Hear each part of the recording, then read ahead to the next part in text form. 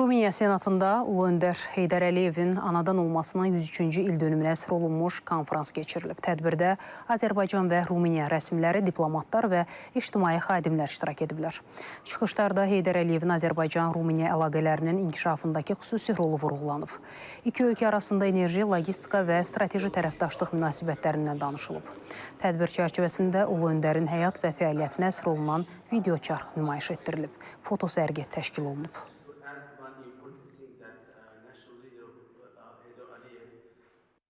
Bu tədbir Azərbaycanın Rumeniyadakı səfirliyinin təşəbbüsü ilə keçirilir və bugünkü tədbirdə Rumıniya Senatının prezidenti və Rumıniya Senatının deputatları, Rumıniyanın ayrı-ayrı tanınmış şəxsiyyətləri iştirak edirlər. Bu, əlbəttə ki, bizim üçün xüsusi qürur verici bir haldır. Çünki bu bir daha onu göstərir ki, Rumıniya dövləti, Rumıniya parlamenti, Rumıniya xalqı Ulu Öndərin fəaliyyətinə nə qədər böyük qiymət verir, nə qədər böyük önəm verir və Rumıniyanın parlamentində belə bir tədbirin keçirilməsi həm də Rumıniya-Azərbaycan münasibətlərinin nə qədər yüksək səviyyədə olduğunu göstərir.